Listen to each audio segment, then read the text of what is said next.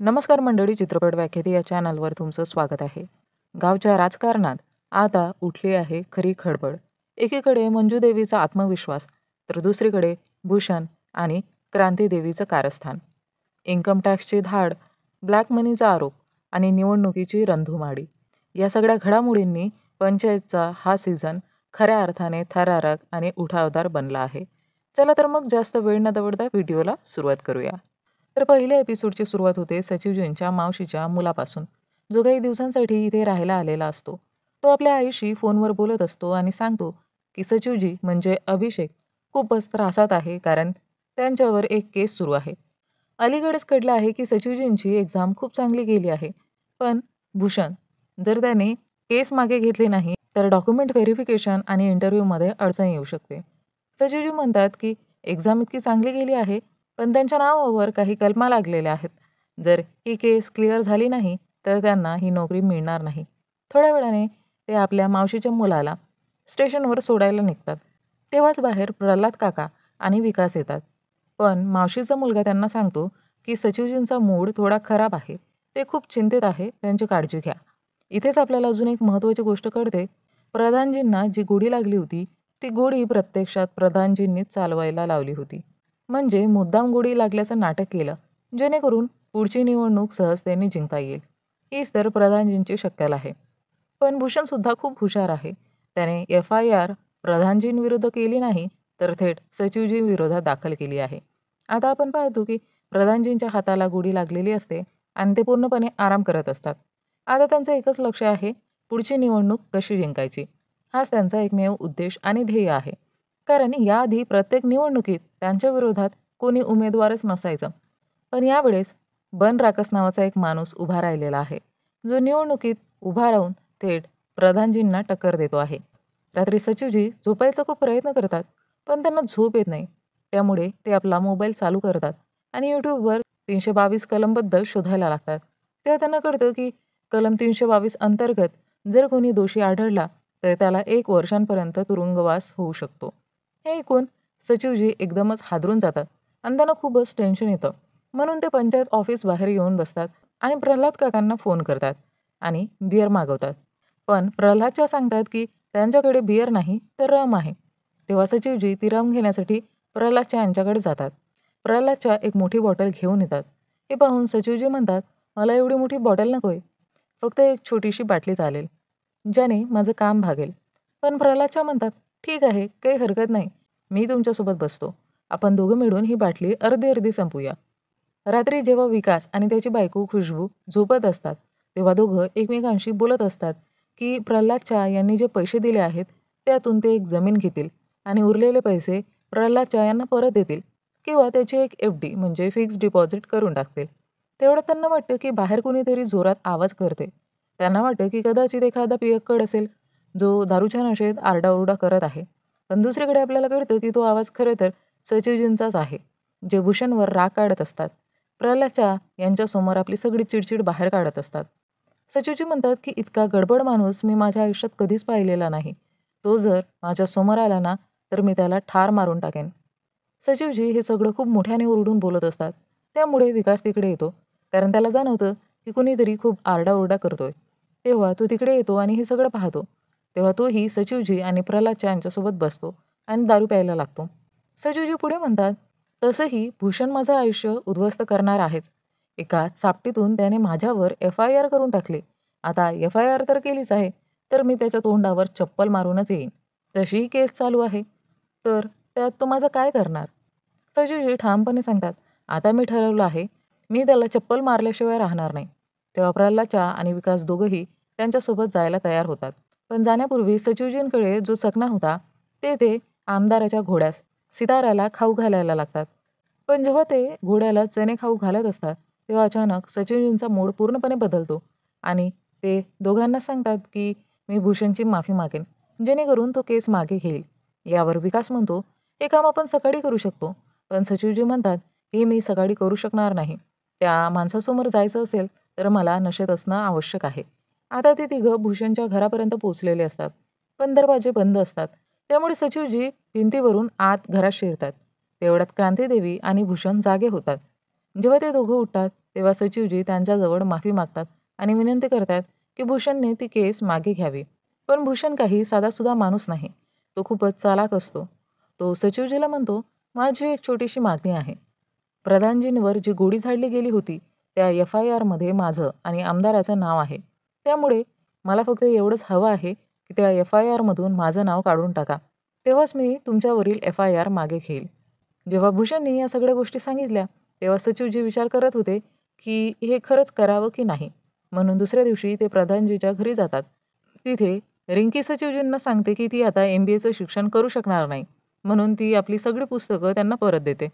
आणि जेव्हा प्रधानजींना कळतं, की सचिवजींच्या नोकरीसाठी एफ-आय-आरमधून भूषणचं नाव हटवणं गरजेचं आहे, तेव्हा प्रधानजीही तयार होतात आणि म्हणतात, की ते भूषणचं नाव एफ-आय-आरमधून काढून टाकतील. शेवटी सचिवजींनी प्रधानजींसाठी खूप काही केलं होतं. त्यामुळे प्रधानजी इतकं तरी त्यांच्यासाठी नक्कीच करू शकत होते. दुसरीकडे आपण पाहतो की आमदारजी आपल्या एका माणसाला जबरदस्त मारहाण करत असतात. कारण त्यांना शंका असते की याच मुलाने प्रधानजींवर गोळी झाडली आहे. पण तो मुलगा परत-परत सांगत असतो की ज्यावेळी प्रधानजींवर गोळी झाडली गेली होती, तेव्हा तो तिथे उपस्थित नव्हताच. आमदाराच्या लक्षात येतच नव्हतं की शेवटी त्यांच्या गटातल्या कोणत्या मुलाने प्रधानजींवर गोळी झाडली. तेवढ्यात तिथे बनराकसची संपूर्ण टीम पोहोचते आणि भूषण तिथे आमदारांना सांगतो की प्रधानजींनी जी केस आपल्यावर केली होती, त्यातून मी माझं नाव काढून टाकलं आहे.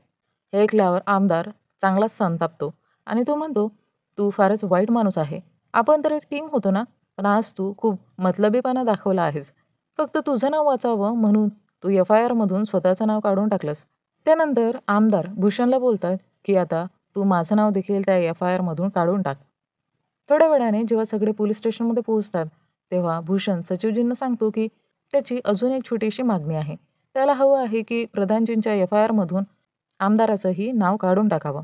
तेव्हा तिथे मंजूदेवीही उभ्या असतात आणि त्या हे सगळं ऐकत असतात. जेव्हा पोलिसांना कळतं, की प्रधानजी एफ-आय-आरमधून भूषण आणि आमदार या दोघांचंही नाव काढू इच्छित आहे, तेव्हा पोलीस म्हणतात, की यामुळे प्रधानजींना धोका होऊ शकतो. कारण जर दोघांनीही गोळी झाडली नाही, तर मग हे काम प्रधानजींचंच होतं असं समजलं जाईल. म्हणजेच त्यांच्या विरोधात तपास होऊ शकतो आणि याला एक पब्लिसिटी स्टंट समजलं जाऊ शकतं. कारण निवडणुका जवळ आल्या आहेत. थोड्या वेळासाठी सचिवजी आणि मंजूदेवी बाहेर जातात आणि ते प्रधानजींना फोन करतात. प्रधानजी सचिवजींना म्हणतात, "एक काम करा, तू भूषण आणि आमदार दोघांचंही नाव एफ-आय-आरमधून काढून टाक. बाकी सगळं मी बघतो." तेव्हाच विनोद तिथे येतो आणि सचिवजींना अजून एक मागणी सांगतो. "आमदाराचा जो घोडा सितारा तुमच्याकडे आहे ना, तोही परत हवा आहे." पण आता मात्र हद्द झाली होती. सचिवजींचा आणि मंजूदेवीचा पारा चढतो आणि ते तिकडून निघून जातात. हे बघून बनराकस पूर्णपणे चक्रावतो. त्याला कळत नाही की शेवटी त्याचं काय चुकलं. तेव्हा पोलीस त्याला समजावतात, "जेव्हा समोरचा माणूस मान्य करत होता, तेव्हा तुला मागण्यावर मागण्या ठेवण्याची काही गरज नव्हती." पुढच्या दिवशी आपण पाहतो की निवडणुकीच्या तयारीला सुरुवात झालेली असते. आता प्रश्न उभा राहतो की की प्रधानजींनी आपली प्रचार मोहीम कुठून सुरू करावी? त्यामुळे सचिवजी प्रल्हादच्या आणि विकास अशा ठिकाणाचा शोध घेत असतात, जिथे प्रधानजी आणि मंजूदेवी स्वच्छता करून आपला प्रचार सुरू करू शकतील. ते आपल्या गावातल्या एका शाळेत पोहोचतात. तिथलं टॉयलेट फारच घाणेरडं असतं. जेव्हा ते टॉयलेट पाहतात, तेव्हा त्याची अवस्था पाहून सगळेच चकित होतात. प्रल्हादच्या सचिवजींना म्हणतो, "प्रधानजी त्या गुढीमधून वाचले, पण हे टॉयलेट पाहिलं ना, तर नक्कीच मरून जातील." म्हणून ते आता दुसऱ्या जागेच्या शोधात निघतात. पण काही ठिकाणी एवढी स्वच्छता असते, की तिथे काही साफसफाई केली, तर गावकऱ्यांना वाटेल, की हे फक्त नाटक करत आहेत. तेवढ्यात बंदराकसची संपूर्ण टीम हे पाहते, की प्रधानजींचे लोक काय-काय करत आहेत. सचिवजी आता टंकीजवळ पोहोचतात. तिथे खूपच घाण असते. ते विचार करतात, की का नाही इथेच प्रधानजी आणि मंजूदेवींना घेऊन येऊन इथेच साफसफाईचा कार्यक्रम ठेवावा. दुसरीकडे आपण पाहतो, की प्रधानजी निवडणुकीच्या साऱ्या तयारीत गुंतलेले असतात. हात मोडलेला असतो, पण तरीही ते स्वच्छता मोहिमेसाठी तयारी करत असतात. तेव्हाच आपण पाहतो, की प्रधानजींची मुलगी रिंकीने मंजूदेवीच्या नावाने एक फेसबुक पेज तयार केलेलं असतं. जेणेकरून त्या पेजवरून निवडणुकीचा प्रचार करता येईल. त्यामुळे ती मंजूदेवी आणि प्रधानजींचा एक फोटो काढते आणि त्या फेसबुक पेजवर अपलोड करते. त्या फोटोखाली लिहिलेलं असतं, "उद्या सकाळी 11 वाजता पाण्याच्या टाकीजवळच्या परिसरात स्वच्छता मोहीम राबवली जाणार आहे." दुसऱ्या बाजूला आपण पाहतो की सचिवजी आणि विकास पंचायत ऑफिससमोर बसून चहा पित असतात. तेवढ्यात त्यांना कोणाचा तरी आवाज येतो. जेव्हा ते पाहतात, तेव्हा त्यांना कळतं की पंधराकची संपूर्ण टीम पाण्याच्या टाकीजवळ साफसफाई करत आहे. हे पाहून ते दोघं पूर्णपणे चकित होतात. कारण प्रधानजी आणि मंजू देवी उद्या सकाळी 11 वाजता तिथे साफसफाई करणार होते. पण ही लोकं तर आजच इथे साफसफाई सुरू करायला लागली होती. सचिवजी ही गोष्ट लगेचच प्रधानजींना सांगतात. प्रधानजी, सचिवजी आणि विकासला लगेचच घरी बोलवतात. आता प्रश्न उभा राहतो, बनरागसला हे कसं कळलं की उद्या सकाळी 11 वाजता पाण्याच्या टाकीजवळ स्वच्छता मोहीम होणार आहे. तेव्हा कळतं की त्यांनी रिंकीने बनवलेल्या मंजूदेवीच्या फेसबुक पेजवरून ही सगळी माहिती मिळवली. म्हणून आता काहीतरी नवीन करावं लागणार होतं. मंजूदेवी म्हणतात, "आता तुम्ही अशी एखादी जागा सांगा, जी गावातली सगळ्यात घाणेरडी जागा आहे आणि जिथे खूपच घाण आहे." आणि आता ती जागा फक्त एकच होती, ती म्हणजे शाळेचं टॉयलेट. म्हणून ते ठरवतात, की आजच ते तिथे जाऊन टॉयलेट साफ करून आपली प्रचार मोहीम सुरू करतील. ते घराबाहेर निघतात आणि तिथे माधव सायकलवर उभा असतो आणि तो त्यांच्यावर लक्ष ठेवून होता. तो प्रत्येक क्षणाची बातमी बनराकसला देत होता. त्यांना जसं कळेल, की हे लोक कुठे स्वच्छता करायला जाणार आहेत, ते त्याआधीच तिथे पोहोचायचे आणि सगळी साफसफाई करून टाकायचे, अशी त्यांची रणनीती होती. तेव्हा मंजूदेवी म्हणतात, "आपण शेवटपर्यंत या लोकांपासून घाबरूनच राहायचं का?" सचिवजी लगेचच शाळेच्या मुख्याध्यापकांना कॉल करतात आणि सांगतात, की शाळेचं टॉयलेट बुक करून ठेवा. पण त्यांना कळतं, की शाळेचा शिक्षक तर पूर्ण नशेत बेशुद्ध पडलेला आहे. मग प्रधानजींची संपूर्ण टीम शाळेच्या टॉयलेटकडे जायला निघते. पण वाटेतच बनराकस येतो. कारण बनराकसला अजून हे कळालं नव्हतं, की ते कुठे साफसफाई करायला चालले आहेत. त्यामुळे तो त्यांच्याजवळ येतो आणि म्हणतो, "आम्हीही तुमच्यासोबत येतोय." पण प्रधानजींना अजिबात इच्छा नव्हती, की बनराकसची संपूर्ण टीम आपल्यासोबत यावी. पण गावातले खूप लोक तिथे उभे होते, त्यामुळे त्यांना ते मान्य करावं लागतं.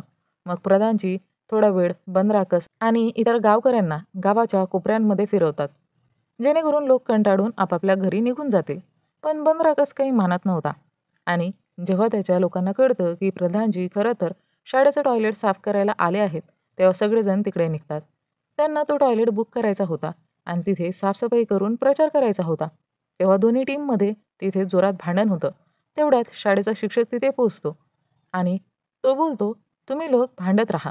तोवर मी फ्रेश होऊन येतो."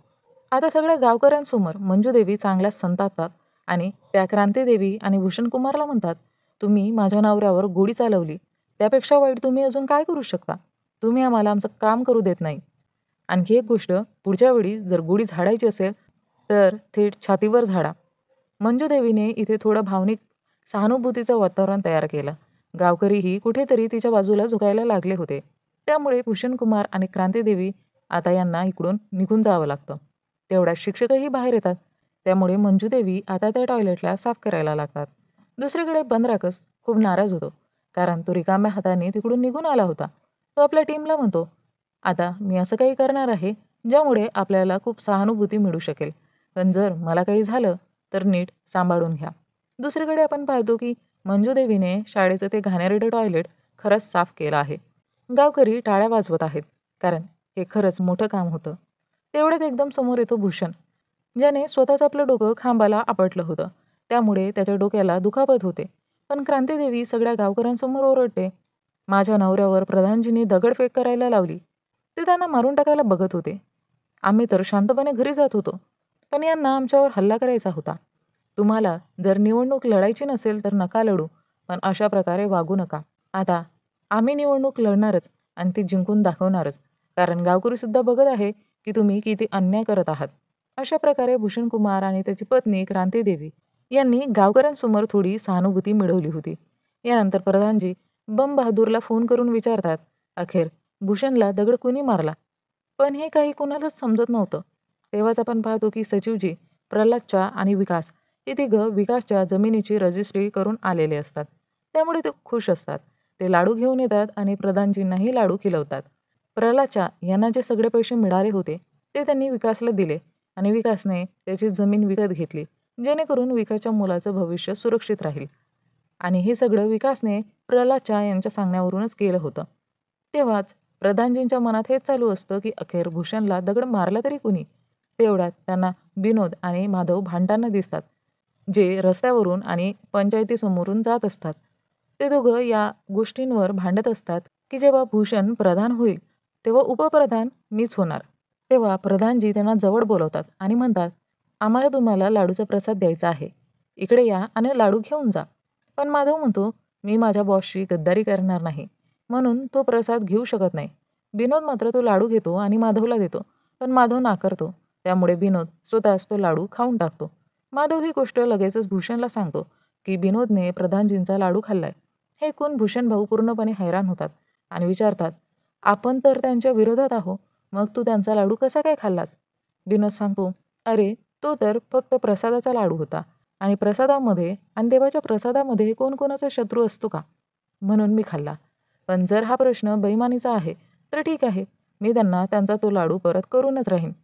तो लाडू जरी मला माझ्या स्वतःच्या पैशातून घ्यायला लागला, तरी मी तो परत करणारच. असं म्हणून विनोद तिकडून रागाने निघून जातो.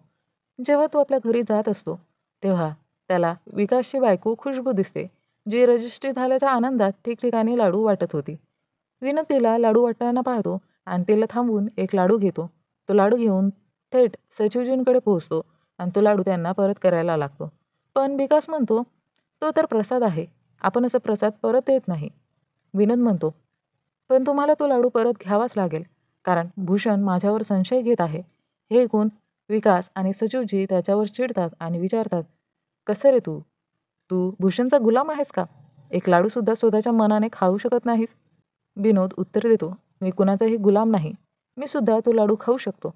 सचिवजी त्याला समजावतात, असं थोडीच असतं. एका लाडूसाठी दुश्मनी. मोठ्या मोठ्या पक्षांमध्ये भांडणं होतात, पण ते एकमेकांच्या कार्यक्रमाला तरीही जातात.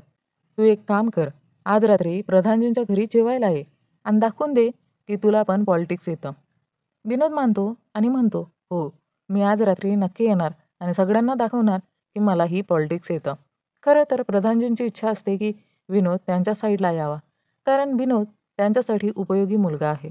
जर तो त्यांच्या बाजूला आला तर ही निवडणूक ते आरामात जिंकू शकतात. प्रधानजींच्या घरी सर्वांची आवडती लौकीची भाजी म्हणजे दुधी भोपळा बनत होता.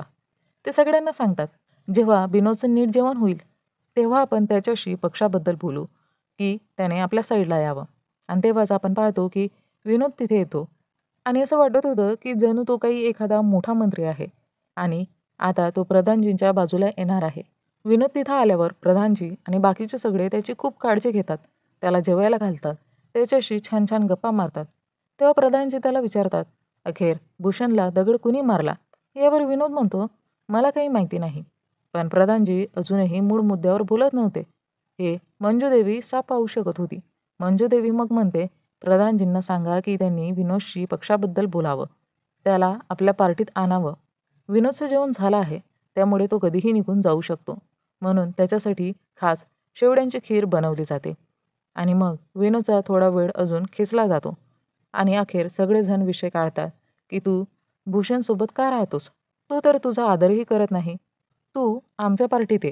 हे ऐकून विनोद लगेचच भूषणला फोन करतो आणि सांगतो, मी सध्या प्रधानजींच्या घरी आहे. त्यांच्या घरी जेवण चालू आहे. हे ऐकून भूषण रागाने म्हणतो, जर तू त्यांच्याकडे जेवत असशील तर उपप्रधान होण्याचं स्वप्न विसरून जा. एक तास विनोद अगदी उदास होतो आणि या संधीचा फायदा घेण्याचा प्रयत्न प्रधानजी करतात. ते म्हणतात, आम्ही ही निवडणूक जिंकायची मोठी शक्यता आहे. आम्ही निवडणूक जिंकलो तर तुला उपप्रधान बनवू. प्रधान पूर्वेचा असेल आणि उपप्रधान पश्चिमेकडून, म्हणजे तू. पण ही गोष्ट विनोदच्या मनाला पटत नाही. तो म्हणतो, मी गरीब आहे, पण गद्दार नाही. मी भूषणजीची साथ सोडणार नाही. तुमच्या जेवणासाठी मनापासून धन्यवाद. जाताना प्रधानजी विनोदला म्हणतात, आम्हाला चांगलंच माहिती आहे की भूषणने आपलं डोकं खांबावर आपटून घेतलं आणि नाव मात्र माझं लावत आहे. त्यावर विनोदही उत्तर देतो, आम्हालाही चांगलंच माहिती आहे की ती गोडी तुम्हीच चालवली आहे. इतकं बोलून विनोद प्रधानजीच्या घरातून निघून जातो. पण आता सगळेजण, विशेषतः मंजूदेवी, प्रधानजींकडे संशयाने पाहू लागतात. मंजूदेवींना प्रधानजी म्हणतात, बरं झालं असतं की ती गोळी माझ्या छातीवर लागली असती आणि मी मेलो असतो. मी माझ्या मुलीची शपथ घेऊन सांगतो, ती गोळी मी चालवलेली नाही. यामुळे प्रधानजीने स्पष्ट केलं होतं की गोळी त्यांनी चालवलेली नाही. पुढच्या दिवशी जेव्हा विनोद भूषणला भेटतो, तो त्याचं कौतुक करतो आणि म्हणतो, तुझ्यावर मला खूप अभिमान वाटतो. तू पार्टी सोडली नाहीस. तेव्हाच भूषणला समजतं की विकासने रस्त्यालगतची जमीन खरेदी केली आहे. पण विकासचं महिन्याचं वेतन 6,000 रुपये आहे. तर इतक्या महागडी जमीन म्हणजे 30 लाखाची जमीन त्याने कशी घेतली? भूषण लगेचच विधायकजीकडे जातो आणि तिकडे पाहतो की विधायकजी त्यांच्याच एका माणसाला जोरात मारत आहे. तो एक शूटर असतो. विधायकजींना संशय असतो की याच माणसाने प्रधानजींवर गोळी झाडली आहे. ते भूषणला सांगतात, याला मार आणि कबूल करायला लाव की त्यानेच गोळी झाडली की नाही. भूषण हे काम करत नाही, पण माधव हे काम करतो. तो त्याला जबर मारतो. तरीही तो काहीही नाव घेत नाही, कारण त्याने खरंच गोळी झाडलेली नसते. विधायक मात्र माधवच्या कामावर खुश होतो. तो भूषणला बोलतो, "जेव्हा तू प्रधान बनशील, तेव्हा यालाच उपप्रधान कर." तेवढ्यात भूषण सांगतो, "विकासने रस्त्यालगतची जी जमीन घेतली आहे, तिची किंमत 30 लाख रुपये आहे आणि विकासचं वर्षाचं उत्पन्न 1 लाख रुपये. मग ही 30 लाखाची जमीन तू कशी काय घेऊ शकतो? यामध्ये काहीतरी गडबड नक्कीच आहे." तेव्हा विधायक म्हणतो, "मी याचा शोध घेईन." आता आपण पुढे पाहतो की प्रल्हादच्या नॉमिनेशनच्या तयारीत मग्न आहे. परवा त्यांचं नॉमिनेशन आहे, म्हणून ते खूप साऱ्या गाड्यांचे बंदोबस्त करत असतात. त्यांना असं वाटतं की नॉमिनेशनच्या दिवशी घोड्यालाही त्यांच्यासोबत न्यावं, पण घोडा कोणालाच चालवता येत नाही. म्हणून सचिवजी बम बहादूरला कॉल करतात, कारण बम बहादूरचे वडील घोडा चालवायचे आणि म्हणूनच त्यालाही घोडा नक्कीच चालवता येत असेल. ते बम बहादूरला ऑफिसमध्ये बोलून घेतात. दरम्यान प्रधानजीच्या घरी सुद्धा नॉमिनेशनची सगळी तयारी चालू होती. मंजूदेवी आणि प्रधानजी खूप एक्सायटेड होते, कारण ते नॉमिनेशन भरण्यासाठी जायला निघाले होते. पण अगदी निघायच्या आधीच त्यांच्या घरी इन्कम टॅक्सची रेड पडते. इन्कम टॅक्स ऑफिसर येतो आणि म्हणतो, "आम्हाला माहिती मिळाली आहे की तुमच्या घरी ब्लॅक मनी आहे. म्हणूनच आम्ही इथे छापा टाकायला आलो आहोत." त्यातील 2 कॉन्स्टेबल पंचायत ऑफिसमध्ये पोहोचतात आणि तिथे सर्वांचे मोबाईल्स काढून घेतात. त्याचवेळी प्रधानजींच्या घरी सुद्धा रेड सुरू होते. सध्या तरी त्यांना काही सापडलेलं नव्हतं. पण गावात वनराकस सर्वांसमोर प्रधानजींची खिल्ली उडवत होता. "बघा, बघा, यांच्या घरी इन्कम टॅक्सची रेड पडली आहे. म्हणजे यांच्याकडे बेकायदेशीर पैसा आहे." तो गावकऱ्यांना विचारतो, "तुम्हाला कसा प्रधान हवा आहे? माझ्यासारखा साफसुथरा की यांच्यासारखा काळा पैसा ठेवणारा बेकार माणूस?" प्रधानजींच्या घरी सर्व चौकशी झाल्यावरही काही मिळालं नव्हतं. पण तपास अजून सुरूच आहे. दुसऱ्या बाजूला आपण पाहतो की पंचायत ऑफिसमध्ये विकास पाणी पिण्याच्या बहाण्याने बाहेर येतो. पण तो खूपच घाबरलेला दिसत होता. जणू काही त्याने काही गोष्टी लपून ठेवल्या होत्या. तो लगेचच आत जाऊन प्रल्हादच्या आणि सचिवजींना सांगतो की प्रल्हादच्या यांनी मला जे पैसे दिले होते, त्यातले 30 लाख रुपयांची जमीन मी घेतली. पण अजूनही सुमारे 6 लाख रुपये घरी आहेत. यावर प्रल्हादच्या म्हणतो, "ते तर माझेच पैसे आहे, म्हणजे वाईट मनी आहेत." सचिवजी म्हणतात, "ते लोक अशा मूडमध्ये अजिबात नाही की ते या पैशांना वाईट मनी समजतील. ते फक्त कसंही करून प्रधानजींवर आरोप लावून त्यांची बदनामी करायला आले आहेत. म्हणून ते ठरवतात की त्या पैशांना लवकरात लवकर तिकडून काढायला हवं." पण प्रश्न असा होता की सगळेच तिथे पंचायत ऑफिसमध्ये आहेत. कोण बाहेर जाऊ शकत नाही आणि मोबाईलही पोलिसांकडे असल्यामुळे कुणालाही कॉलही करता येणार नव्हता. तेवढ्यात खिडकीजवळ बम बहादूर येतो, जो सचिवजींना भेटायला आलेला असतो. बम बहादूर विचारतो, "मी तुमची कशी मदत करू शकतो?"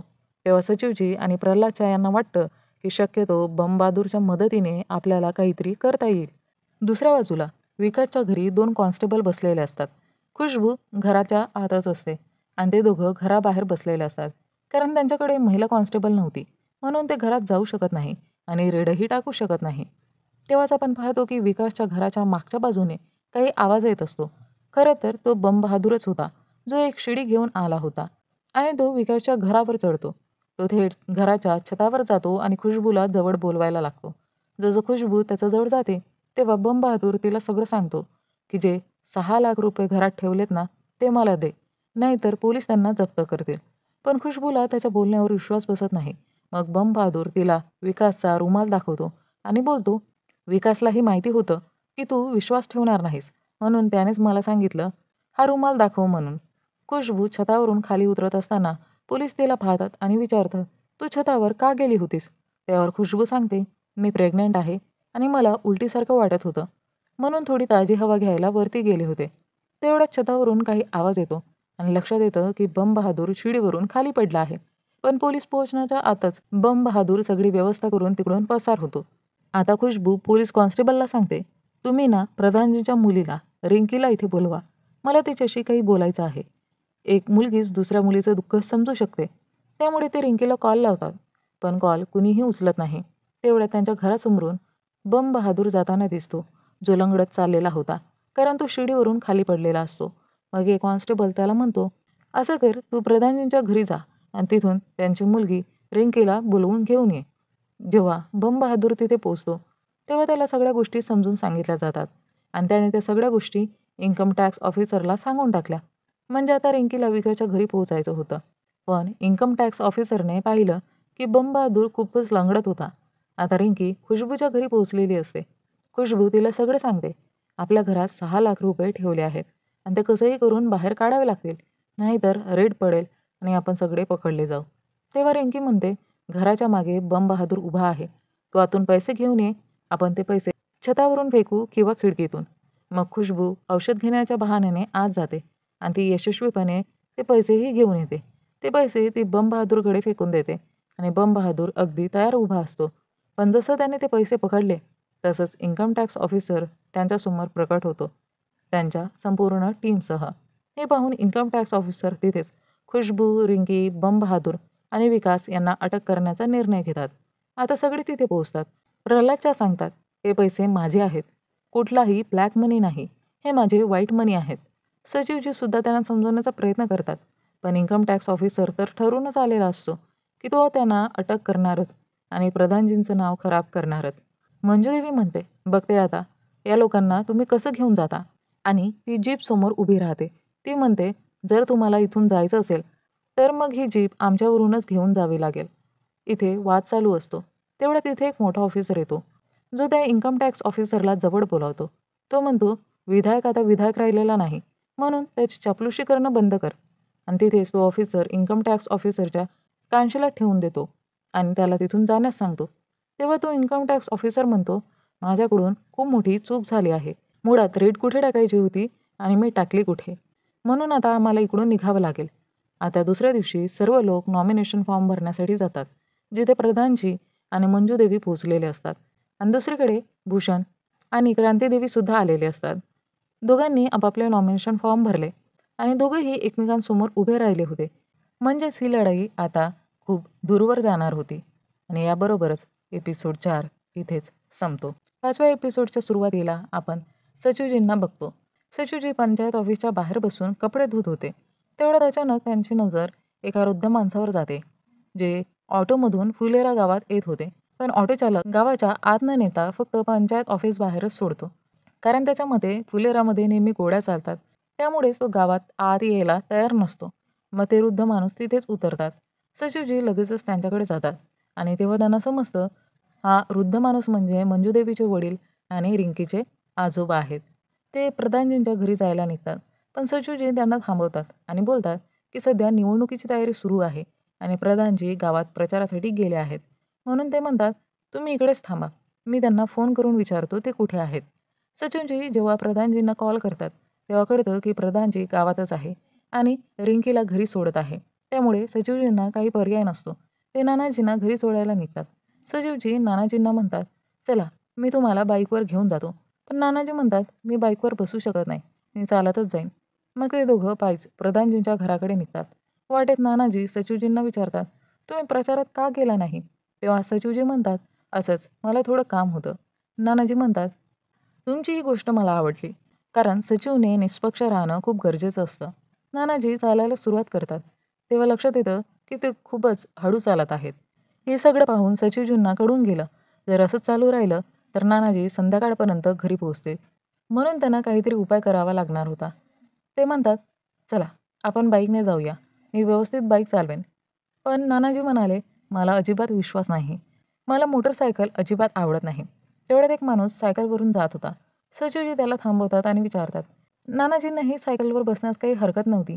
त्यामुळे सचिवजी नानाजींना सायकलवरून घेऊन जातात. मधल्या रस्त्यात त्यांना बंद राखतची पूर्ण टीम प्रचार करताना दिसते. जेव्हा ती टीम सचिवजी जवळ येते, तेव्हा ते जोरजोरात ओरडायला लागतात. हे पाहून नानाजींना समजतं, की ही मंडळी सचिवजींना फारसं पसंत करत नाही. हे त्यांनी सचिवजींना सांगितलंही. सचिवजी म्हणतात, "ही माणसं अशीच आहेत. ते कोणालाच पसंत करत नाही." रस्त्यात अजून एक गोष्ट समजते. नानाजी गावच्या सरपंचावर म्हणजे त्यांच्या जावयावर नाराज आहे. जरी प्रधानजी त्यांचा जावई असला तरीही. तरीही त्यांना गावातील वाहणाऱ्या नाल्या अजिबात आवडत नाही. एवढंच काय, त्यांनी आपल्या घरी एक सोलर पॅनल बसवलं आहे. त्यांना वाटतं, की हे सगळं दिखाव्यासाठी केलं गेलं आहे. नानाजींचं मत आहे, की जर तुम्ही अशीच काम करत राहिलात, तर विरोधक तर प्रश्न विचारणारच ना. दुसरीकडे गावात निवडणुकीचा प्रचार मोठा धूमधडाक्यात चालू होता. एका बाजूला बंद राखची टीम होती, तर दुसऱ्या बाजूला प्रधानजींची टीम.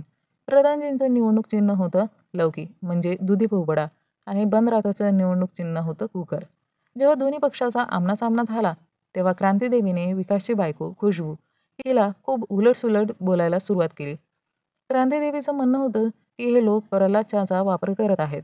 त्यांनी त्यांचे सगळे पैसे लाटले. त्या पैशांनी जमीन खरेदी केली आणि आता त्यांच्या घरात 6-6 लाख रुपये देखील सापडत आहेत. क्रांतीदेवी सगळं गावकऱ्यांसमोर बोलते. एवढंच नाही, ती म्हणते की खुशबू आणि प्रल्हादच्या यांच्यात काहीतरी संबंध असणार. हे ऐकून खुशबू फारच कोसळते आणि रडायला लागते. कारण ती प्रल्हादच्यांना आपल्या वडिलांसारखं मानते. आणि जेव्हा तिने हे सगळं क्रांतीदेवीच्या तोंडून ऐकलं, तेव्हा सगळ्या गावकऱ्यांसमोर तिला खूप त्रास होतो. मंजूदेवी तिला आधार देते. हे सगळं ऐकून प्रल्हादच्यांनाही खूप वाईट वाटतं. ते म्हणतात, लोकांच्या मनात काय काय चालतंय? यापेक्षा तर मी पैसे दिले नसते तेच बरं झालं असतं. प्रल्हादच्या खूपच खचून जातात आणि थेट आपल्या शेतात निघून जातात. प्रधानजींनाही क्रांतीदेवीने सगळ्यांसमोर हे बोललेलं आवडलेलं नव्हतं. खुशबू नंतर विकासला ते 6 लाख रुपये देते आणि म्हणते, हे पैसे प्रल्हादच्यांना परत दे. विकास मग शेतात जातो, जिथे प्रल्हादच्या असतात. त्यांना पैसे देतो आणि म्हणतो, मी जी जमीन घेतली आहे ती मी तुमच्या नावावर ट्रान्सफर करेन आणि आपल्या नात्यात कुठेच काही फरक येणार नाही. तुम्ही माझे तेव्हाही काका राहाल. तुम्ही रोज आमच्याकडे जेवायला याल. आपलं नातं कधीच बदलणार नाही. जसं आहे तसंच कायम राहील. आता सचिवजीही परत पंचायत कार्यालयाकडे जात होते. रस्त्यात त्यांनी ती सायकल परत त्या माणसाला दिली, ज्याच्याकडून त्यांनी घेतली होती. आणि जेव्हा ते परत येत होते, तेव्हा त्यांनी भूषणला पाहिलं, जे आपला पक्षाचा प्रचार करत होते. भूषण प्रेशर कुकरमध्ये लौकी शिजवत होता आणि त्याचं म्हणणं होतं की हा प्रेशर कुकर 2 शिट्यांमध्ये नाही तर एका शिट्टीतच लौकी शिजवतो. कारण लौकी प्रधानजींचं निवडणूक चिन्ह होतं. सचिवजी थोडा वेळ तिथे थांबतात, पण लगेचच तिकडून निघून जातात. कारण त्यांना माहिती होतं की जास्त वेळ इथे थांबलं तर हे लोक थट्टा करायला लागतील. ते थोडं पुढं गेलेच की अचानक एक मोठा आवाज येतो. तो आवाज प्रेशर कुकरच्या फुटल्याचा होता. त्यामुळे भूषणची अवस्था फार वाईट झाली होती. जो प्रेशर कुकर एका शिट्टीत लौकी शिजवण्याचं वचन देत होता, तो कुकरच तसा फुटून गेला होता. आता गावात लोक वेगवेगळ्या थट्टामस्करी करत होते. लौकी प्रेशर कुकरवरच भारी पडली. लोकीने तर कुकरच फाडून टाकला, अशा चर्चा रंगल्या होत्या. सचिवजी परत पंचायत कार्यालयात पोहोचले आणि पुन्हा आपल्या कपडे धुण्याच्या कामाला लागले. इतक्यात त्यांचा मोबाईल वाजतो. पंचायत ग्रुपवर व्हॉट्सअप मेसेज आला होता, ज्यामध्ये फक्त हाय लिहिलं होतं आणि हायचा अर्थ आता सगळ्यांना माहीतच होता. रात्री सर्वजण शांत बसलेले होते. वातावरण तणावपूर्ण होतं. विशेषतः क्रांतीदेवीने दिवसभरात जे काही बोललेलं ते सगळ्यांच्या मनावर खूप परिणाम करून गेलं होतं. प्रधानजी विकासला समजावत होते, तू प्रल्हाद काकांना वडिलांसारखं मानतोस ना, मग त्यांच्या पैशांचा आणि जमिनीचा त्याग का करत आहेस? लोक काय बोलतात ते बोलू दे, तुला त्याचा काही फरक पडू नये. तर आता सचिवजी आजच्या सगळ्या कांडाबद्दल सर्वांना सांगतात की जेव्हा भूषण प्रचार करत होता, तेव्हा प्रेशर कुकर फुटला आणि त्याची अवस्था फार वाईट झाली. हे ऐकून सगळे जोरजोरात हसायला लागतात. पुढच्या दिवशी प्रधानजी गावच्या दौऱ्यावर निघतात. गावभर फिरताना त्यांना दिसतं की गावात कुठेही त्यांचे पोस्टर लावलेलेच नाहीत. सगळीकडे फक्त भूषणचेच पोस्टर झळकत आहे. तेवढ्यात तिथे एक बटाटेवाला येतो. प्रधानजी त्याच्याकडून बटाटे विकत घेऊ लागतात. पण लगेचच कळतं की त्या बटाटेवाल्याला प्रभूषणने आधीच खरेदी करून ठेवलं आहे आणि तो सर्व लोकांना मोफत बटाटे वाटतो आहे. ते लोक बटाटे घेणार होते, पण ते मागे हटतात आणि बटाटे घेत नाहीत. तितक्यात प्रधानजींच्या मोबाईलवर एक कॉल येतो. तो कॉल खासदार साहेबांचा असतो. ते त्यांना भेटायला बोलवत असतात. प्रधानजी तात्काळ निर्णय घेतात की ते आजच खासदार साहेबांना भेटून येतील. पण प्रश्न असा होता की खासदार साहेब अचानक का बोलवत आहेत? त्यांना वाटत होतं की कदाचित ते आमदाराबद्दल काही बोलतील. म्हणजे एफ-आय-आरमधून त्यांचं नाव काढण्यासाठी प्रयत्न करायला सांगतील. त्यामुळे प्रधानजी मनात अनेक विचार घेऊन निघाले होते आणि त्यांनी ठरवलं होतं की खूप प्रेमाने ते त्यांना नाही बोलतील. थोड्याच वेळात ते खासदारांच्या घरी पोहोचतात. तिथे ते ऐकतात की खासदार साहेब आमदाराबद्दल खूपच वाईट बोलत होते. ते म्हणाले की तो माणूस अगदीच गुन्हेगार प्रवृत्तीचा आहे. त्याची भाषा, वागणूक काहीही योग्य नाही. त्यामुळे पार्टीच्या हायकमांडने निर्णय घेतला आहे की त्या आमदाराला आता आमदारकी पदावरून काढून टाकावं आणि त्याला पार्टीतूनही बाहेर काढावं. म्हणजेच तो आता ना आमदार राहिला ना त्या पक्षाचा सदस्य. ती सीट आता पूर्णपणे रिकामी आहे. त्यामुळे आता ते शोध घेत आहे अशा उमेदवाराचा, जो त्या जागेचा खरा अधिकारी ठरेल. आणि इथे खासदार जे आहेत ते प्रधानजींचं नाव घेत नाही, तर ते प्रल्हाद काकांचं नाव घेतात. ते म्हणतात, प्रधानजी तर सध्या निवडणुकीच्या तयारीत व्यस्त आहे आणि मला वाटतं की हे विधायकीचं तिकीट तुम्ही घ्यावं. दुसरीकडे आपण पाहतो की तो बटाटेवाला प्रधानजींच्या घराबाहेर पोहोचतो.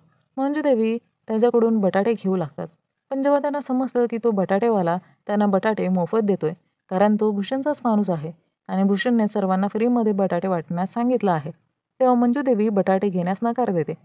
पण थोड्या वेळाने ते आपलं मत बदलतात आणि त्या बटाटेवाल्याला म्हणतात, "जर मी तुझे सगळे बटाटे घेतले, तर तुला काही हरकत आहे का? कारण तुला शेवटी ते विकायचेच आहेत आणि तुझं कामही लवकर पूर्ण होईल." त्यावर बटाटेवालाही मान्य करतो.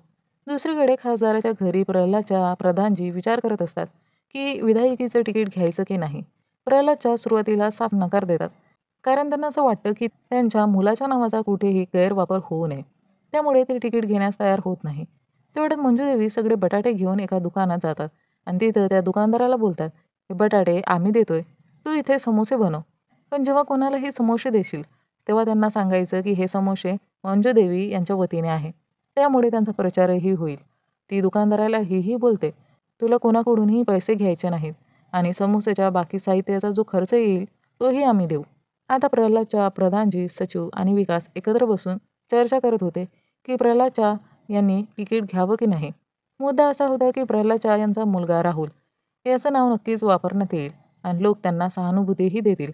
पण सचिवांचं मत होतं, की या गोष्टीकडे पाठ फिरवणं शक्य नाही. लोकांचं कामच असतं सहानुभूती दाखवणं. ते नक्की दाखवतीलच. पण तुम्ही एक खूप चांगले व्यक्ती आहात आणि समाजाला तुमच्यासारख्या विधायकाची गरज आहे. त्यामुळे तुम्ही ही तिकीट स्वीकारायलाच हवं. हे ऐकल्यानंतर प्रल्हादच्या तयार होतात आणि ही गोष्ट ते खासदारांना सांगतात. सगळेजण चर्चा करत असतानाच तेव्हा आपण पाहतो, की आमदार तिथं पोहोचतो. त्यांना खासदाराला भेटायचं असतं. कारण त्याला पक्षातून काढून टाकण्यात आलं होतं. जेव्हा खासदाराला समजतं, की आमदार गेट बाहेर उभा आहे, तेव्हा ते प्रल्हादच्या आणि इतर सर्वांना गाडीत लपवून ठेवतात. आणि जेव्हा चिंटू आमदार तिथं खासदाराला भेटायला येतो, तेव्हा तो भावनिक ब्लॅकमेल करू लागतो. तो म्हणतो, "मला पक्षातून असं काढून टाकणं योग्य नाही. मी तुमच्या लहान भावासारखा आहे. जर तुम्ही मला काढून टाकलं, तर ते फार चुकीचं होईल. मी नेहमी तुमच्यासोबत होतो आणि नेहमी राहीन." पण खासदार सांगतात, की "हा माझा निर्णय नाही. हा हायकमांडचा निर्णय आहे." तेवढ्यात चिंटू आमदाराला एका परफ्यूमचा वास येतो. तो कोब्रा परफ्यूम असतो आणि तो परफ्यूम प्रधानजी, विकास, प्रल्हादच्या आणि सचिवजी यांनी लावलेला असतो. आमदार हे पाहतो, की सगळेजण कारमध्ये लपलेले आहेत आणि हे पाहून त्यांना लगेचच समजून जातं, की इथे नेमकं काय चालू आहे. तो बोलतो, "तुम्ही माझ्यासोबत खूप मोठा अन्याय केला आहे. मला आता कळलंय, की माझी खरी किंमत काय आहे." पण आता कोणीच भूतपूर्व आमदाराला घाबरत नव्हतं. प्रधानजीसुद्धा ठामपणे म्हणतात, "तुला जे करायचं ते कर. आम्ही मागे हटणार नाही. कारण आता तुझ्याकडे सत्ताही राहिलेली नाही." त्या रात्री समोसेवाला सगळ्यांना फुकट समोसे खायला देत होता आणि सांगत होता, की हे समोसे मंजूदेवी यांच्या वतीने आहे. पण बंद राखस त्याच्याजवळ जातो आणि म्हणतो, "समोसे भले मंजूदेवींच्या नावाने असतील, पण यामधील बटाटा आमचाच आहे." जेव्हा प्रधानजी खासदारांकडून परत येत होते, तेव्हा बंद राखस त्यांना म्हणतो, "पहा, मंजूदेवीने काय केलंय? सगळे बटाटे विकत घेतले आणि फक्त आपलं नाव वापरत आहे." त्यावर प्रधानजी उत्तर देतात, "जा आणि आमदाराकडे तक्रार कर. त्याची काय अवस्था करून आलोय हे माहिती आहे का? त्याच्याकडेच जा आता." घरात आल्यावर सगळ्यांनी एक गोष्ट लक्षात घेतली. ती म्हणजे प्रधानजीवर गोळी आमदाराने नाही, तर कदाचित खासदाराने चालवली असेल, जेणेकरून आमदाराला पक्षातून बाहेर टाकता येईल. आणि हीच कदाचित खासदाराची योजना होती. पण प्रल्हादच्या म्हणतात, जर खरंच गोळी खासदाराने चालवली असेल, तर ही गोष्ट त्यांनी अजिबात चांगली केली नाही. पण प्रधानजीचं असं म्हणणं होतं, जर खरंच त्याने गोळी चालवली आणि मी वाचलो आणि तुला आमदारकीसाठी तिकीट मिळतंय आणि मी पण सरपंचपदी निवडून आलो, तर यापेक्षा चांगली गोष्ट अजून काय असू शकते? आता सगळेच या निर्णयावर गोंधळून गेले होते. खरंच ही तिकीट स्वीकारावी की नाही? पण प्रधानजींना हेच वाटत होतं, की प्रल्हाद काकांनी आमदारकीसाठी तिकीट स्वीकारावं. आणि याबरोबरच एपिसोड 6 संपतो. 7व्या एपिसोडची सुरुवात होते सचिवजीपासून, जे अभ्यास करत होते. तेवढ्यात विकास तिथे येतो आणि म्हणतो, "चला, प्रधानजींचं शेवटचं भाषण सुरू आहे. आता ते पुन्हा कधी भाषण देणार नाहीत." सचिवजी म्हणतात, "किती वेळ ऐकायचं? ज्यांना मत द्यायचं आहे ते देतीलच." पण तेवढ्यात रिंकी त्याला बोलवायला येते आणि मग सचिवजी नाही म्हणू शकत नाही आणि ते तिच्या मागोमाग निघतात. प्रधानजी आपल्या भाषणात सांगतात, की त्यांनी फुलेरासाठी सर्व काही दिलंय आणि पुढेही देत राहतील. फुलेरा एक छोटंसं फूल होतं, ज्याला सगळे तोडत होते, मुरडत होते. पण आता त्या फुलाचं रक्षण करण्यासाठी काटे तयार झाले आहेत आणि ते आता त्यांचं कायम रक्षण करतील. दुसरीकडे क्रांतीदेवी आणि भूषणही आपापल्या भाषणात व्यस्त होते. यावेळी त्यांची पकड चांगली दिसत होती. दोघांचं भाषण सुरू असतानाच अचानक फुलेरा गावाचा ट्रान्सफॉर्मर स्फोट होतो आणि संपूर्ण गावाची वीज जाते. आणि माहिती पडतं, की मागच्या वेळीही जेव्हा ट्रान्सफॉर्मर उडाला होता, तेव्हा वीज पुन्हा येण्यासाठी 1 आठवडा लागला होता. आणि ही गोष्ट भूषणला चांगलीच माहिती होती. म्हणूनच तो आता याचा राजकीय फायदा घेण्याच्या विचारात होता. पण मंजुदेवीला हे सगळं इलेक्शनपूर्वी होऊ द्यायचं नव्हतं. त्यामुळे त्या सचिनजींना सांगतात, की लवकरात लवकर मिस्त्रीला बोलवा आणि ट्रान्सफॉर्मर दुरुस्त करून घ्या. सचिवजी मग प्रल्हादच्या आणि विकासला घेऊन शहरात जातात आणि मिस्त्रीला भेटतात. मात्र मिस्त्री सांगतो, की तो गेल्या 1 महिन्यापासून सतत काम करत आहे आणि आता तो आपल्या गावाला परत जात आहे, आपल्या पत्नीसोबत वेळ घालवण्यासाठी. त्याला फक्त 3 दिवसांची सुट्टी मिळाली होती. सचिवजी त्याला खूप समजवण्याचा प्रयत्न करतात, पण तो ऐकत नाही. तो म्हणतो, "असं करा, उद्या तुम्ही माझ्या गावाला ज्वालापूरला या. तिथून मला घेऊन जा." पण इथे अजूनही एक अडचण आहे. ज्वालापूरला जाण्यासाठी त्यांना फकोली बाजार पार करावा लागेल आणि फकोली म्हणजे पूर्वीच्या आमदाराचं गाव. त्या आमदाराचं सचिवजी आणि प्रधानजींशी अजिबात बनत नव्हतं. त्यामुळे तिथं जाणं काही सुरक्षित नाही. दरम्यान फुलेरा गावात संपूर्ण अंधार झाला आहे. लोक कसंबसं आपापलं काम करत आहे. प्रधानजी आणि मंजूदेवी गावात जातात, जिथं बिल्लू नावाचा एक लहान मुलगा दिव्याच्या उजेडात अभ्यास करत होता. पण तिथेही काही प्रकाश नव्हता. त्यामुळे बिल्लूला सचिवजीकडे पाठवण्यात येतं, जेणेकरून तो तिथं जाऊन शांतपणे अभ्यास करू शकेल. पण सचिवजीकडे असलेली इमर्जन्सी लाईटही आता डिस्चार्ज झाली होती. म्हणून बिल्लू त्यांना सांगतो, "मला उद्या काहीही झालं तरी माझं पूर्ण वर्क करावं लागेलच, नाहीतर टीचर मला मारतील." तेव्हा सचिवजी बिल्लूला सोलर पॅनलच्या दिव्याखाली घेऊन जातात, जिथं त्याला उजेडात अभ्यास करता येतो. आणि तिथे बिल्लूचा अभ्यास करून घेत असतानाच तिथे ट्रॅक्टरवरून बनराकस आणि त्याची संपूर्ण टीम पोहोचते. त्यांच्याकडे 2 जनरेटर होते आणि त्यांनी बरेच हॅलोजन लाईट्स आणले होते. त्यामुळे संपूर्ण फुलेराला त्यांनी उजळून टाकलं होतं. जेव्हा ही बातमी प्रधानजींपर्यंत पोहोचली, तेव्हा ते देखील थक्क झाले. कारण जर असंच चालू राहिलं तर बनराकस सहज निवडून येईल. भूषणने एक जनरेटर पश्चिमेकडील भागात बसवला होता आणि दुसरा पूर्वेकडील भागात. हे पाहून बनराकस खूप खुश होतो. पण दुसऱ्या दिवशी सकाळी प्रधानजीही आपली चतुराई दाखवतात. ते शहरातून चक्क 4 जनरेटर मागवतात. 2 पूर्वेसाठी आणि 2 पश्चिमेसाठी. म्हणजेच प्रधानजी भूषणच्या 2 पावले पुढेच निघाले होते. हे पाहून भूषण म्हणतो, "जर तुमच्या मनात असतं तर तुम्ही मिस्त्रीला बोलावलं असतं. पण तुम्हाला तर आमच्याशी कॉम्पिटिशन करायची आहे. आम्हाला माहिती आहे की तुम्ही ज्वालापूरला का जात नाहीत. कारण मध्ये फकोली बाजार येतो आणि तिथल्या लोकांशी तुमचा वाद आहे. तुम्ही गेला तर तिथे प्रॉब्लेम होईल. त्यामुळे तुम्ही फक्त सांगा. आम्ही जाऊ आणि मिस्त्रीला घेऊन येऊ." पण प्रधानजी कोणतंही श्रेय भूषणला जाऊ देऊ इच्छित नव्हते. आणि त्यातच भूषणने प्रधानजीला डरपोक आणि ड्रामेबाज देखील म्हटलं. हे ऐकून आता प्रधानजींना खूपच राग येतो आणि आता प्रधानजी ठरवतात की भूषणचं तोंड बंद करूनच राहायचं. ते आजच ज्वालापूरला जातील आणि मिस्त्रीला घेऊन येतील. मग प्रधानजी, सचिवजी, प्रल्हादच्या आणि विकास यांना घेऊन निघतात ज्वालापूरच्या दिशेने. मधल्या रस्त्यात फकुली बाजार लागणार होता आणि फुलेरा गाववासियांशी तिथल्या लोकांचा जुना वाद होता. जसे हे लोक ज्वालापूरला जात होते, तसं फकुली बाजारात त्यांना भेटतो विधायकचा माणूस छुट्टन. छुट्टन फारच उद्धट बोलायला लागतो, बडबड आणि अश्लील कमेंट्स करतो. तरीही प्रधानजी आणि त्याचे लोक त्याकडे दुर्लक्ष करत मिस्त्रीकडे पोहोचतात. मग ते मिस्त्रीला सांगतात, "चला, फुलेराला जावं लागेल." पण मिस्त्री इथे नखरे दाखवायला लागतो आणि म्हणतो, "मी ट्रिपलिंगने नाही जाणार. मी फक्त डबलिंगनेच जाईल." हे ऐकून सगळ्यांना राग येतो. कारण त्याचं हे कारण काही योग्य वाटत नव्हतं. त्यामुळे ते मिस्त्रीची व्हिडिओ रेकॉर्डिंग सुरू करतात. मग मिस्त्री कॅमेऱ्यासमोर सांगतो, "माझं फुलेरा गावाशी भांडण आहे आणि मी तिथे गेलो आणि काही झालं तर त्याची जबाबदारी कोण घेणार? त्यामुळे मी तिथे जाणार नाही आणि हेच फायनल आहे." इतक्यात तिथं परत छुटन आणि त्याचे साथीदार पोहोचतात. ते प्रधानजींच्या लोकांशी भांडण करायला लागतात. मात्र ते कोणालाही मारत नाही. फक्त सचिनजीवर लक्ष केंद्रित करतात. छुटन सचिवजीच्या पोटात 2 ठोसे मारतो आणि गालावर एक जोरदार चापटेही मारतो. इतक्या जोरात की त्या एकाच मारात त्यांची स्थिती खराब होते. कसेबसे करून ते सर्वजण फुलेराला परत येतात. तिथे प्रल्हादच्या म्हणतो, "बरं झालं तू काही केलं नाहीस." सचिवजी उत्तर देतात, "हो, कारण मी जर काही केलं असतं तर अजून मार खावा लागला असता. म्हणून मी काही केलं नाही." पण मग सचिवजी म्हणतात, "जाऊ दे ते. आपल्यासमोर अजून खूप साऱ्या अडचणी आहेत. त्या सोडवणं जास्त महत्त्वाचं आहे." आता जेव्हा प्रधानजी फुलेराला परतले, तेव्हा त्यांनी संपूर्ण गावकऱ्यांसमोर सांगितलं, की ते मिसरीला आणू शकले नाहीत. पण ही संधी भूषण कशी सोडणार? तो तिथे गावकऱ्यांपुढे प्रधानजींना टोमणे मारायला लागतो. तो म्हणतो, "तुम्ही मिस्त्रीला आणू शकला नाहीत. तो तुमच्यासोबत आलाच नाही आणि आम्हीच जाऊ आणि त्याला घेऊन येऊ. तुम्ही सरकार वगैरे तर सोडाच. आता तुमच्यासोबत कोणीच नाही." हे ऐकून प्रधानजी गावकऱ्यांसमोर थोडे इमोशनल होतात. ते म्हणतात, "मी गावासाठी खूप काही केलं आहे आणि करत राहील. पण कदाचित तुम्ही लोक हे समजू शकणार नाहीत."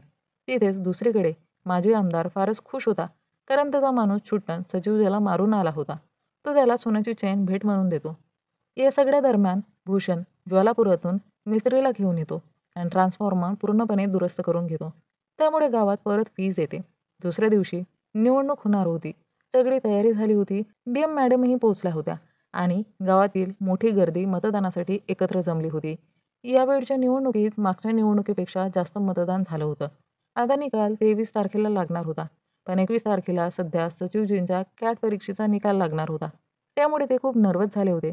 त्यांनी रिंकीला फोन केला आणि म्हणाले, "माझ्यात इतकी हिंमत नाही की मी स्वतःचा निकाल चेक करू शकेन. एक काम कर, तूच माझा निकाल चेक कर." दोघं बोलतच होते. इतक्यात इथं प्रधानजी, विकास आणि प्रल्हादच्या येतात बिअर घेऊन.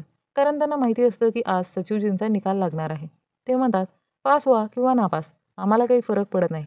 आम्ही तर बिअर पिऊन जाणारच." पण सचिवजी खरंच खूप टेन्शनमध्ये होते. कारण जर चांगले मार्क्स आले नाही, तर त्यांना चांगलं कॉलेज मिळणार नाही आणि या गोष्टीचं त्यांना खूप टेन्शन आलं होतं. आणि जेव्हा निकाल लागतो आणि रिंकी सांगते की सचिवजींना 97.50% मिळाले आहे, तेव्हा ते खूप खुश होतात. कारण त्यांना जवळपास 98% ची अपेक्षा होती आणि हे जवळपास तितकंच होतं. म्हणजे त्यांना चांगले कॉलेज मिळण्याची दाट शक्यता होती. दुसऱ्या दिवशी सचिवजी रिंकीला भेटतात आणि तिला सांगतात, "जर प्रधानजी निवडणूक हरले, तर मी इकडून निघून जाईल. कारण जर मी इथे राहिलो, तर भूषण माझं जगणं कठीण करेल." रिंकी म्हणते, "मग तुम्ही असं आम्हाला एकटं सोडून जाल का? आईलाही तुमची खूप गरज आहे. तिच्या पाठीशी उभं राहा."